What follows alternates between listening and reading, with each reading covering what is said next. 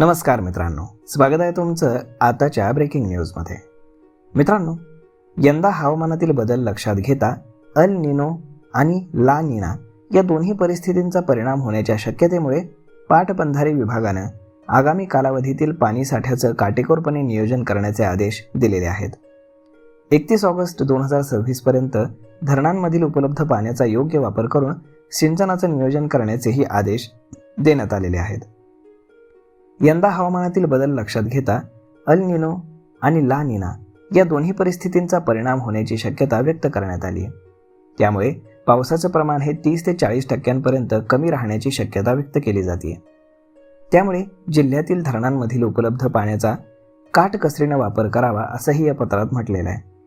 त्यामुळे जलसंपदा विभागाची तारेवरची कसरत सुरू होणार आहे. सध्या जिल्ह्यामध्ये सर्व धरणांमध्ये मिळून एकूण 50% जास्त पाणीसाठा उपलब्ध आहे. कार्यकारी अभियंते तसेच शाखा अभियंत्यांची पाण्याचा अपव्यय टाळून काटेकोरपणे नियोजन करावं लागणार आहे. धरणातील पाणी 31 ऑगस्टपर्यंत टप्प्याटप्प्यानं वापरण्याच्या सूचना देण्यात आलेल्या आहेत. एल निनो आणि ला निना दोन्हीही होण्याची शक्यता व्यक्त झाल्यानं जलसंपदा विभाग सतर्क झाला आहे. या विभागानं अगोदरच पाणी साठ्याचं नियोजन केलेलं आहे. धरणांमधील पाणी प्रथम पिण्यासाठी, त्यानंतर शेती आणि औद्योगिक वापर असं नियोजन करावं लागणार आहे. दूधगंगा धरणामध्ये 31% पाणीसाठा असून उर्वरित बहुतांश धरणांमध्ये 50%हून अधिक पाणीसाठा शिल्लक आहे. अल निनोला यांच्या पार्श्वभूमीवरती काटेकोर पाणी नियोजन सुरू असल्याचं कार्यकारी अभियंता यांनी देखील सांगितलंय. तर हवामान विभागानं अंदाज वर्तवलाय की जर अल निनोचा फटका बसला तर यंदा 30% पाऊस कमी होण्याचा अंदाज वर्तवण्यात आला आहे.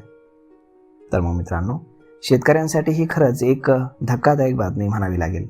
परंतु ही बातमी लवकर कळाल्यामुळे शेतकऱ्यांना त्यांचं पिकांचं नियोजन व्यवस्थित करता येईल. तर मग मित्रांनो, हा व्हिडिओ, ही माहिती तुम्हाला कशी वाटली हे तुम्ही आम्हाला कमेंट करून नक्कीच सांगा. आणि जर आवडली असेल तर आपल्या जवळच्या मित्रमंडळींसोबत देखील हा व्हिडिओ तुम्ही शेअर करायला विसरू नका. धन्यवाद.